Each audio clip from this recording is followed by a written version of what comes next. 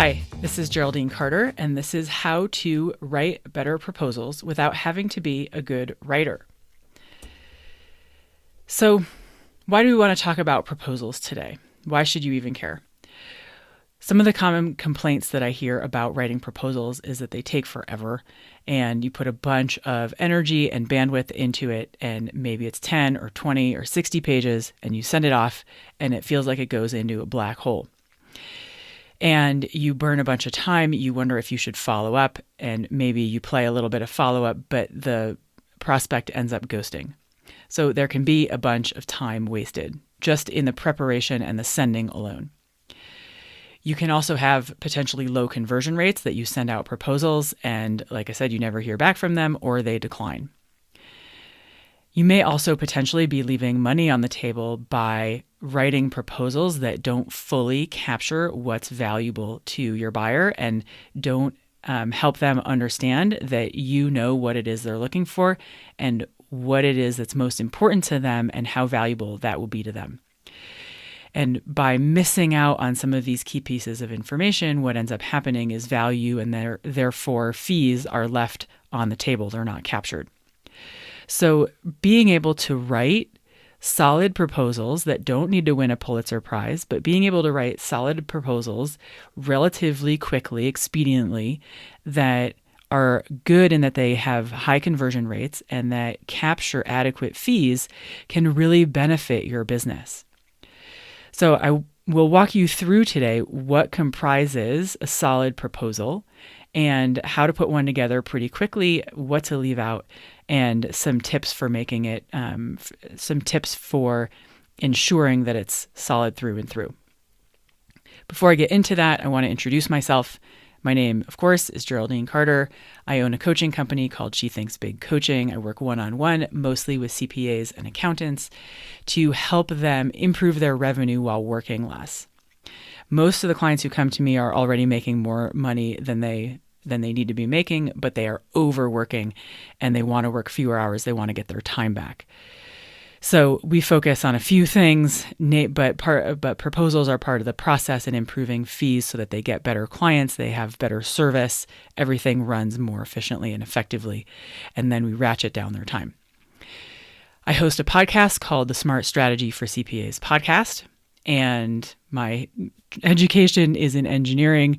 I was an environmental engineer and then have had a sort of varied career before I got into specifically coaching one-on-one with accountants and CPAs. So, what are we talking about? We are talking about the pieces of a good proposal. What comprises a good proposal?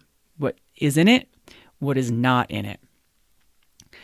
Then I will talk about the discovery meeting as being a key part of your proposal process. And really, without a solid discovery meeting, your proposal, of course, is a lot harder to write. So really what we want is to be able to set you up to have a solid discovery meeting so that your proposal just naturally falls out of the conversation that you had with your prospect.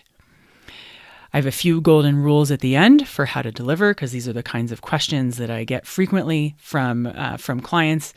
So some sort of nitty gritty in the delivery, and then we'll put it all together at the end. So what are the main sections of a proposal? There are 8 main sections of a proposal, 9 if you include acceptance and signing off, but for all intents and purposes, 8 main sections. And what I'll talk with you today are the 4 must-have sections that need to be in your proposal to make it solid. So let me back up here. The proposal sections, I'll give you a high level on what each of these is. So situation appraisal is basically what's going on, what's happening, why is this person calling me now? Why do they want to talk about working together? What's going on in their business? What's going on in their lives that they made my phone ring and want to put time on my calendar? Objectives are what your business owner is trying to do in their business. What eventual outcomes or results do they want? Measures of success are how will we know if working together is working, right? What do we expect to see as outcomes and how do we measure those things? Value, of course, is what's it worth? What's it going to be worth to work together? Where can the value be captured in working together? The service options you are familiar with. These are the things that you do for your clients, and they include the deliverables. The timing is, when do we start? How often do we meet? Those kinds of things. Mutual responsibilities. Once we get started, what do you need to get to me in order for this to work? And what do I need to get to you in order for this to work? What are we both responsible for in our collaboration, if you will, in our collaborative effort of you achieving the success that you're looking for? And then payment and terms is just what it sounds like. It's what are the prices? When are you going to pay? And under what conditions? What are we agreeing to in terms of payment? So I want you to see an actual proposal as the end result so that you can see where we're headed and what it looks like. Now, I realize that this is a ton of text in tiny print on a page. What I wanted for you was to have a picture of an actual proposal that was submitted and accepted by one of my clients so that you can see where we're headed and how big the sections are and how big they're not, more importantly. So don't try to read all the text. I will give you this actual proposal at the end of this. You'll have access to it. So don't worry about the details. What I want you to look at a high level is what's in yellow highlight, each of the sections here. Situation appraisal, objectives, measures of success, value, options, timing, mutual responsibilities, payment, and terms. Okay? And that each of these sections is relatively short. Because what we want for you is to write a proposal that's probably 3 to 4 pages, 5 pages max, 4 pages typically, especially if it includes a table that is your menu of options. But it's probably gonna be about 3 pages by the time you outline all these things with plenty of white space, right? Because nobody likes to read a document that is just jam-packed text. So you want to anticipate that it's going to be 2.5, 3.5 pages. Okay? Here's what it looks like on shrunken down 2 pages side by side on one slide. So this is where we are headed as an end result. So back to the 8 sections and the 4 that I think are the most important. So the 4 that I think are most important are the situation appraisal, the objectives, the service options, and the payment terms. Now, think of this like in the same way when a person goes outside and it's really cold out, right? And they start to shiver. And then at some point, the body is like, we got to make an executive decision on what we don't need anymore. And the body will start to only send blood to what is absolutely key, and that is the brain, the lungs, and the heart, right? Those things you have to have in order to maintain a heartbeat. So in order for your proposal to stay alive, it needs the situation appraisal, it needs the objectives, it needs the service options, and the payment terms. Your body, it would be sad, but the body can deal without a few toes and a few fingers, right? It will make sacrifices when it needs to. You can live, your proposal will survive without the measures of success, the value, the timing, and the mutual responsibilities. But you do want to aim to include those things. It makes everything fit together much more nicely. So I will go into these 4 most important ones one by one so that you really deeply understand what each of these things is and how to, especially the situation appraisal and the objectives, how to pull these out in your discovery meeting. Okay, so what is the situation appraisal? So if you just reverse the words, you're taking stock, appraising the situation, right? You're just taking stock of the situation. What is the current state of the prospect who is sitting before you in your discovery meeting? What is it what is their problem? What's their trouble? And what is it that they want, right? So they're coming to you and they probably have a current problem that's going to sound something like,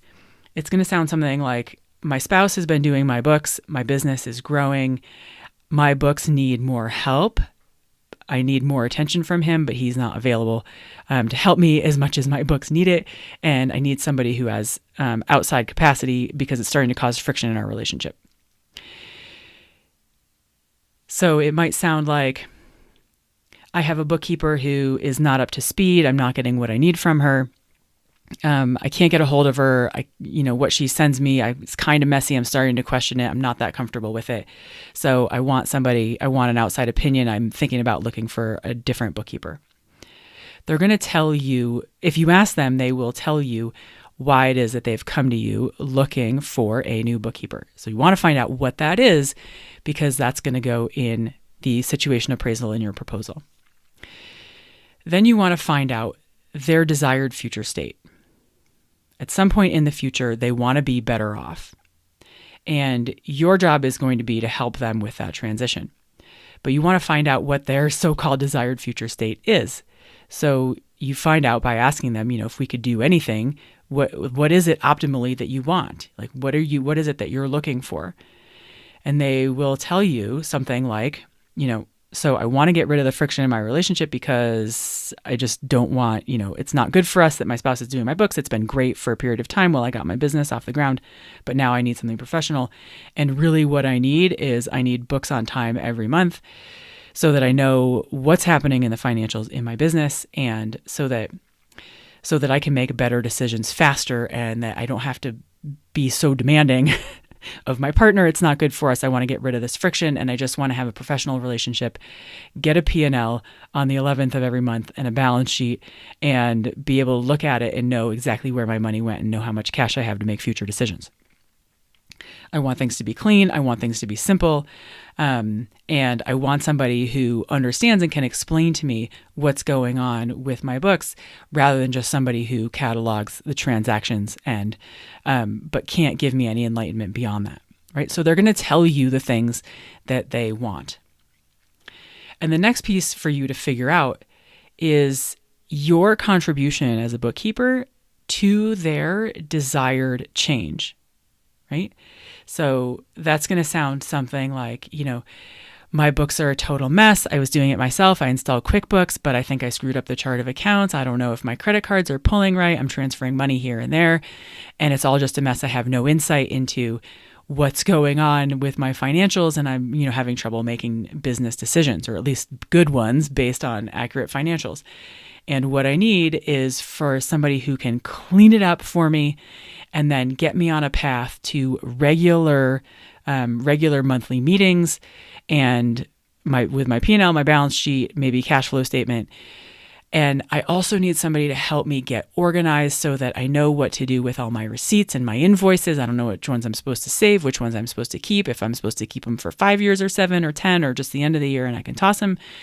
And I need to have a better system for not just throwing everything into a crumpled pile and then putting it in a shoebox and delivering it to you. I need something that's more organized, but I need somebody to help me set up the system so that I can help me set up and implement the system, and then I can just kind of put it on repeat, and then it's running smoothly, right? So your contribution to their desired change would be, in that case, okay, we'll get you cleaned up. We'll get your books cleaned up for the last 6 months, or, starting at the beginning of the year, however far back. And then we'll get you set up on a system. I will give you whatever system that you like, a set of envelopes with, they're pre-stamped, pre-addressed, and they've got little dividers in them, so they're organized, whatever.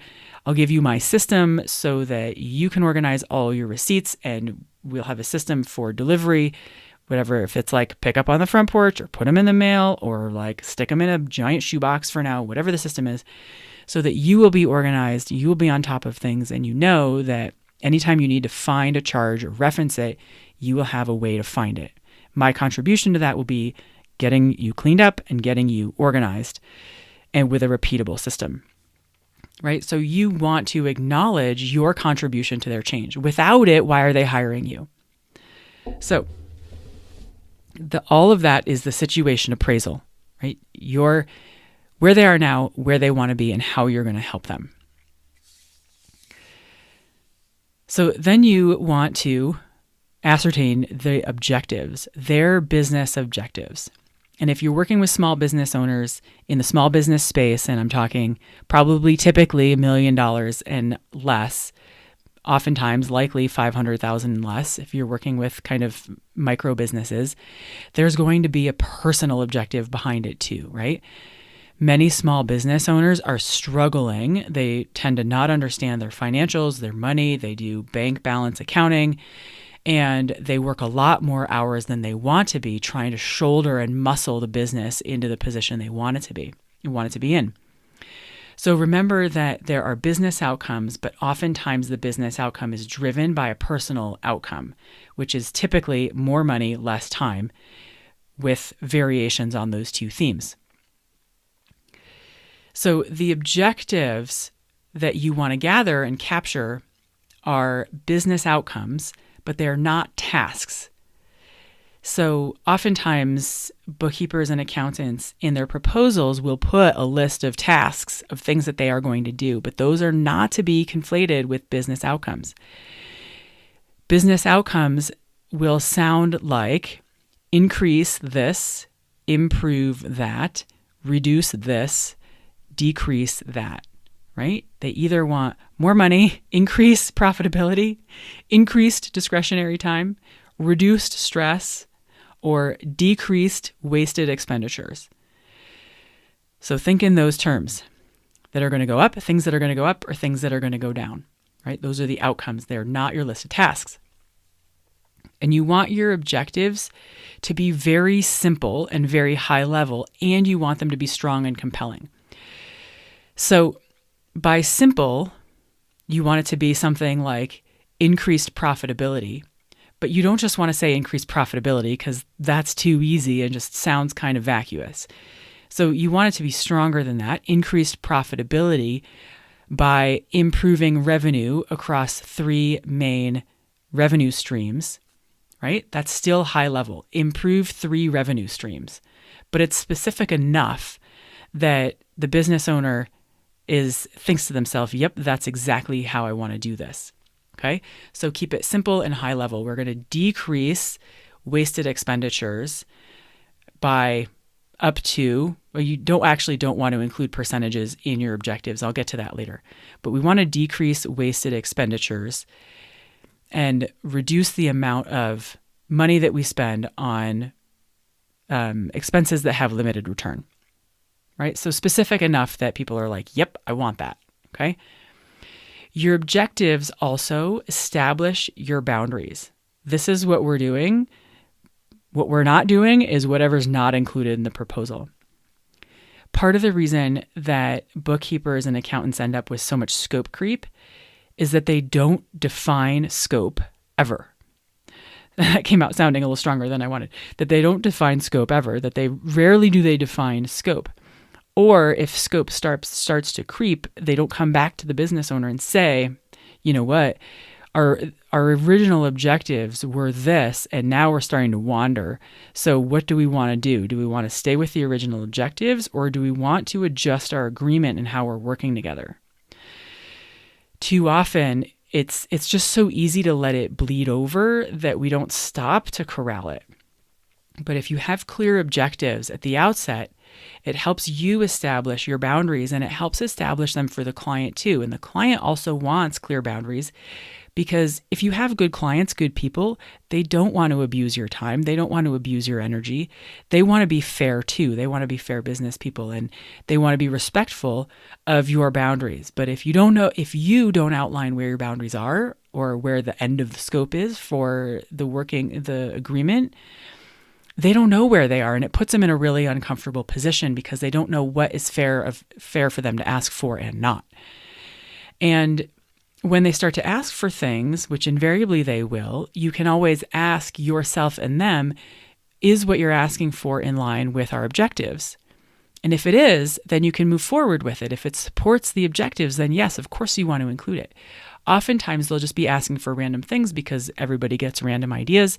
They don't quite know where their ideas fit into the scope, and they need your help understanding if it's going to help them achieve their objectives or not. And so your objectives help you define what's inside and out, because certain things that they come up with are just not going to, it's like having a paddle that rows out of sync with all the rest of the oars in the boat.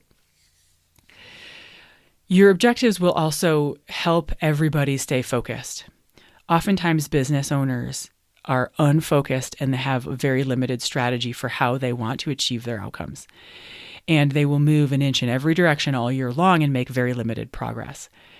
If you can outline clear objectives, it will help focus both of your efforts on accomplishing discrete goals that will make a big difference, and then they can move on to the next goals.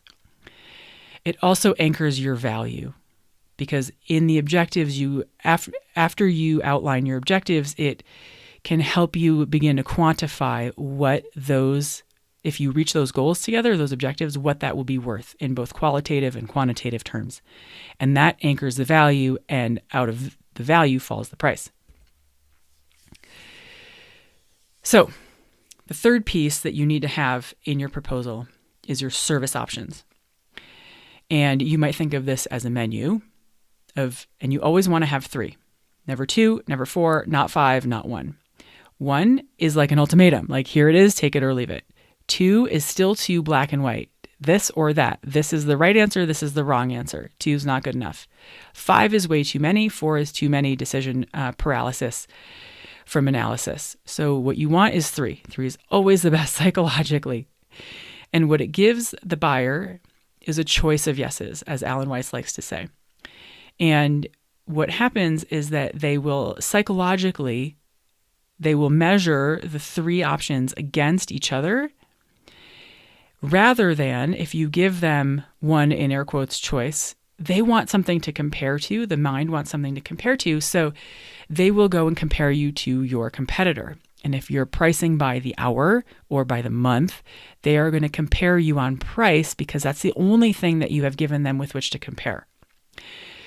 So you want to give them 3 options that leads them to a choice of yeses. They're choosing which one to say yes to. It's important to note here that each of your options lead to the same objective. Okay? So what I mean by that is, if the objectives are clear financials so the business owner can make better decisions, then the bronze option, which could be just P&L balance sheet delivered on time every month, no meetings, that is in service of the objectives. Clear financials for better decisions. Silver option might include quarterly meetings. It might include a cash flow projection. It might have a 48-hour response time. Still in service of the objective. Clear financials to inform better business decisions. And your gold option might have P&L, balance sheet, cash flow statement, scenario planning with monthly meetings and an end-of-day response time, obviously a higher price. Still in service of the objectives, clear financials, better business decisions. All of your service options should align with the objectives. Typically, what varies is the amount of DIY versus not hand-holding, but higher touch. Also worth noting is that you don't want to lump phases into one proposal.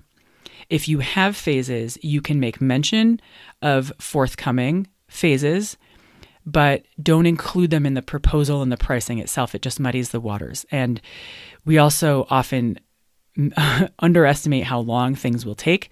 So if you don't want to bake in phase 2 starting on certain day on this date, because you just don't know what your timeline, you can't guarantee your timeline for outcomes. So make mention of your phases if you need to, but don't include them in the agreement. Okay. The last one is payment terms. How are you going to pay? And what's required of you, basically? Like, what's the nature of the payment relationship? So always clear upfront pricing. Your client deserves a price. Your client needs a price from you, because they need to know how much they're spending, and they need to know how much they're spending relative to the outcomes that you all are talking about getting. And that's what your prices are based on. Now, fixed price, value price, segmented pricing. Pricing is an entire topic unto itself that I'm not going to cover right here, right now. There are tons of great resources on fixed pricing and value-based pricing. I believe that Mark Wickersham is presenting in this same summit on pricing. He is a wealth of knowledge. I've also done a number of podcasts on pricing, which you're of course, I would welcome you to listen to. And Ron Baker is also great on pricing. There are plenty of people who are solid on pricing. And it's what I will say in a nutshell is understanding the basics of pricing is the single fastest way that you can improve the profitability in your business starting tomorrow. So if you do nothing else after watching this video, I'd encourage you to get up to speed on the basics of pricing. But for the purposes of your proposal, what I want for you is to have a fixed price up front so that your client knows what they're spending. It's fair to them and it's fair to you. If you don't want to do what's in your proposal for the price that you're talking about for what you think your client wants to spend, don't offer the proposal. You want your work to be profitable for your client and profitable for you. That is a win-win. And the client comes back and says, I want to keep doing business with you because every time I give you $1, you give me $4 back. That's what you're looking for. So for projects, you can do upfront pricing, 100% upfront. If you're going to have ongoing monthly bookkeeping, chances are good that your clients are going to want, for their own cash flow purposes, monthly recurring payments. But if you want to give your clients a price break and have them pay for a year in full, say, for example, you can do it. Give them a 10%, 15% price break. This happens all the time in the software space. Just think of Zoom and Loom and Noom and Calendly. They offer, if you pay for the entire year, a 1 or 2 month discount. So you can apply that if you want to get paid in full upfront, which is great. You know, you're working together for the year. You've got the cash in hand. And oftentimes, not oftentimes, but don't be surprised if some of your clients are looking to offload a bunch of cash at the end of the year. So consider 100% upfront in certain instances if it's favorable for you. And we want your clients paying monthly in advance. We don't want your clients paying you in arrears. It puts you in a very risky position. Clients pay you upfront at the start of the month, and if you're not compensated, if you're not paid, you don't do the work. It's amazing what happens, how your client shows up differently when you say, okay, in order to get started, here's how much it costs, and you can start paying, and then we'll get started. That gets their attention, and what it prevents from happening is the client showing up and not being fully engaged in the process until all of a sudden they have to pay after they've gotten the thing. That leads to all sorts of problems. And you want to have an expiration date. Your expiration date makes it so that your client knows that this proposal doesn't last forever, and that you have it moves the proposal along because you've got a timeline for which this proposal is valid. It helps prevent ghosting. The other thing about payment terms is that if your client wants to negotiate, which sometimes people like to negotiate, gives them a sense of control, power, whatever, or simply agency, or it works better for them, they can negotiate the terms, like monthly versus all up front, versus negotiating the price, right? So it gives you something that you can negotiate on that isn't the price itself. Okay. So those are the 4 things that have to be in your proposal. So let's move on to the discovery meeting, because this is really where the magic happens. So I want you to think of your discovery meeting like an interview, where you are not desperate or needy for your client. You are, in fact, checking them out just as much as they are checking you out to see if they would be a good fit for your business. Now, depending on what phase of your business is in, if you're in the early phases and just starting out, you want business to get practice and to build. But at a certain point, you start to not want business and you only want the best possible business. What tends to happen is that people wait too long to start declining business, and they end up with a roster of a mixed bag of so-so business, good business, and bad business.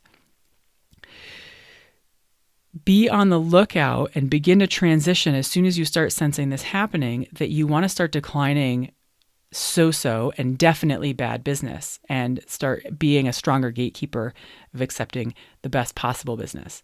And this is what the interview enables you to do. It helps you to identify if this is going to be a good client for you and weed out clients that are going to be a problem. So you want to ask open-ended questions. Now, by contrast, a closed-ended question yields a one-word answer, and it's like a conversation killer. So anything that's yes, no, like, do you have a bookkeeper right now? Yes, no. Better question is, tell me about your current bookkeeping situation, right? That opens things up. You get them talking. Another closed-ended question would be, what software platform are you using? QuickBooks, Sage, FreshBooks, zero. Okay, done, right? Closed-ended question. Open-ended question would be, tell me about what software you're using. Do you want to be on desktop? Do you want to be on the cloud? Tell me what's important to you about your software platform. You probably aren't going to ask that. That's pretty specific for a proposal, but just to give you an idea about how to take a closed question and turn it into an open-ended question to get useful information from your client. What you really want to be going for are questions that include why me, why now, and why this, because you want to understand what's valuable to your client. Why now helps you understand what is urgent about this problem. The larger the urgency, the more valuable it is to them. So they may say something to you like, my bookkeeper is retiring at the end of the year. She has let all of her clients know that she will be disengaging and that we need to all find new bookkeepers. And it's September right now, so I'm getting ahead of it so that I'm not kind of caught out in the wind. And my bookkeeper has been really great. I love X, Y, and Z about her. And I got a recommendation that you were really good. And so I'm getting the process started because the wintertime is busy time for me. And I don't want to be without a bookkeeper in my wintertime busy season, right? So you get an understanding of why they're doing it now. And you can ask why this, there are tons of online automated platforms. Why not just go to an automated platform? And they might say to you, well, way too much technology. I've got too much on my mind. I don't want to learn another software platform. I just want somebody who knows what they're doing, who's going to handle it. I don't want to get caught up in morasses of technology. And it's just too complex for me. And I just want somebody who tells me what to do and who tells me how much cash I do or don't have and we can talk through what are the best uses of my available cash to grow my business. Okay? The person doesn't want technology. What they want is somebody who can help them understand how much available cash they have, right? They're going to give you clues when you ask them these questions. And why me? There are 10 bookkeepers in a 4-block radius. Why me? And they'll say, oh, you came really highly recommended. I talked to a bunch of people and they said that you were really good at explaining complex stuff without condescending or talking down. And you help your clients understand what this all means in context and so on, right? So you take note of that and you think, okay, this person really appreciates that they have somebody who can talk to them at street level and help them explain to them what's going on, what their financials mean.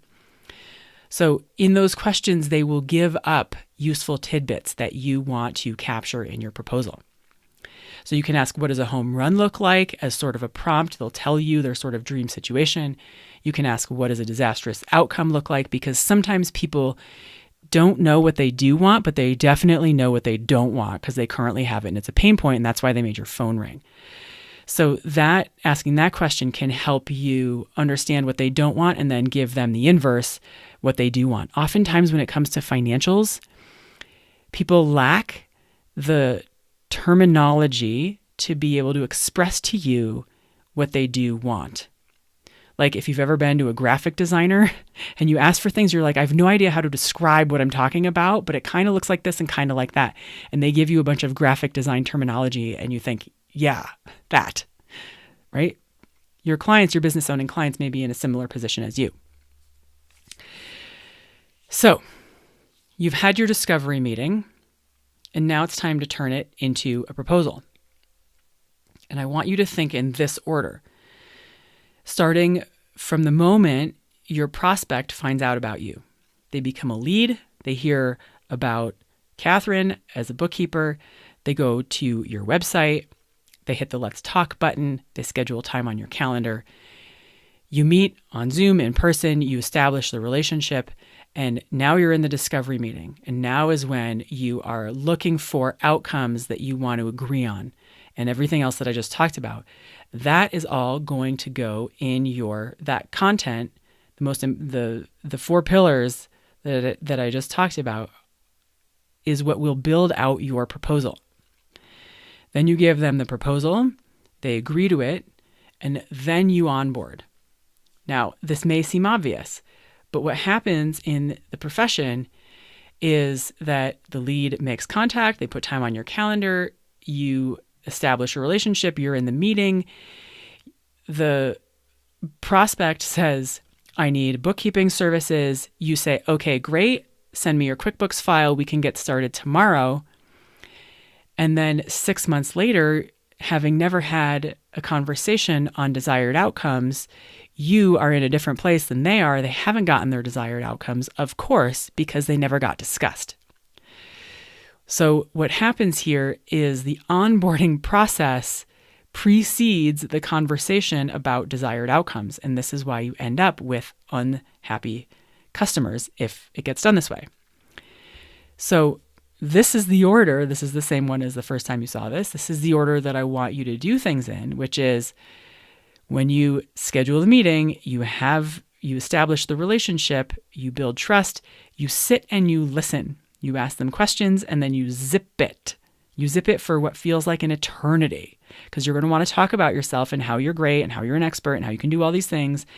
But what you want to do is listen, because listening deeply is going to help you put the important pieces in your proposal, and it's going to inform your client that they know that you know what they want because you've sat and you've listened to them. So that's when you understand what outcomes it is they desire and you agree on them. That goes in the proposal, and then you onboard. So let's talk about some golden rules. Just some tidbits about how to do this well, because these questions come up frequently. So you want to get it there fast, meaning by the end of the day, which means when you have an appointment, a discovery meeting in your calendar, what you do next is block out 2 hours right after to capture everything and get it in the proposal.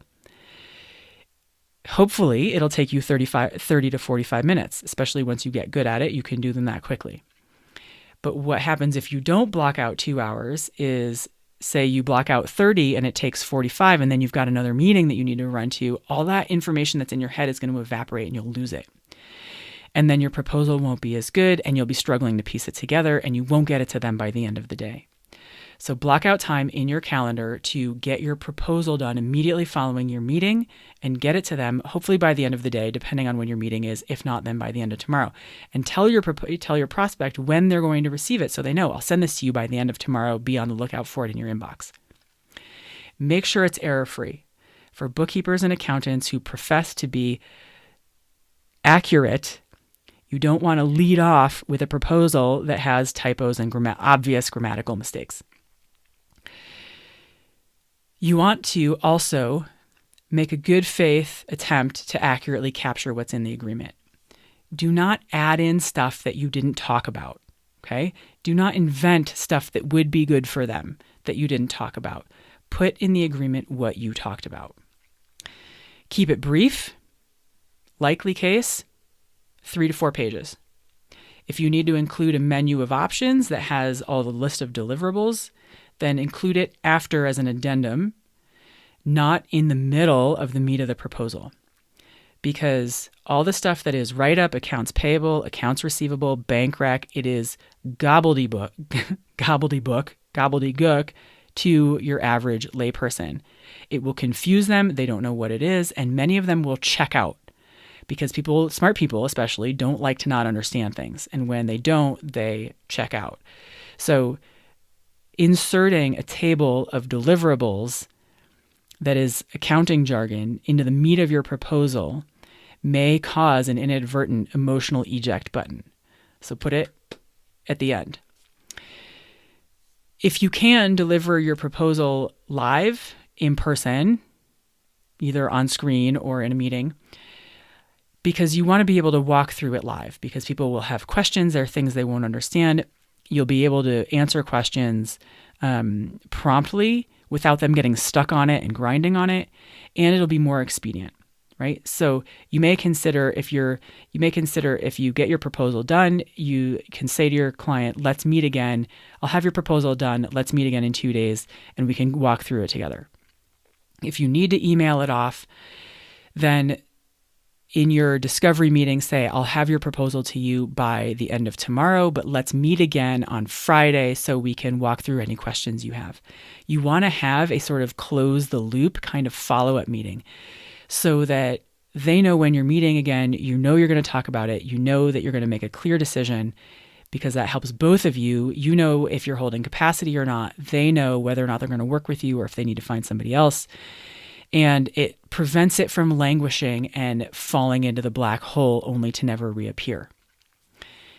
And you always, this is the clarify the next step, you are the leader in this process, right? Do not wait for them to direct. You're the expert, you're the leader, take the steering wheel, right?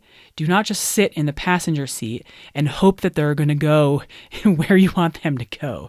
Take the wheel, you drive, you suggest what needs to happen next. So, pulling it all together, it all starts with your discovery meeting. Take the time to think about what you need to find out in your discovery meeting, review the questions that I put in the slides, and have those at the ready so that you can ask open-ended questions that are going to source the information that you need. Capture the 4 pillars that absolutely must go into your proposal. Get good at including those 4 things in your proposal. In due time, you can include the timing, the joint accountabilities, and so on. But start with capturing those 4 main pillars. And then follow the golden rules, get it out quickly, lead the experience, and make sure you always have something. The next step is clarified for them until a decision is made in either direction. So with that, I hope I leave you with increased clarity about how to write simple proposals that get better conversion rates without having to be a Pulitzer Prize winning writer, so that you can increase your fees, improve your profits, and take the stress out of the whole thing. If you want to find out more about me, you can always get in touch. I welcome readers and viewers who reach out. This is my contact information here on the slide. And if you want the sample proposal, I'll include the complete proposal that that doesn't need to be truncated when it's on my website. The link is at the URL listed in the slide here. And you'll just be able to go there and download that proposal to get you started so that you have a template and a skeleton and you're not inventing all of this out of thin air. So thank you very much for your time and attention, and I wish you the best of luck in your business.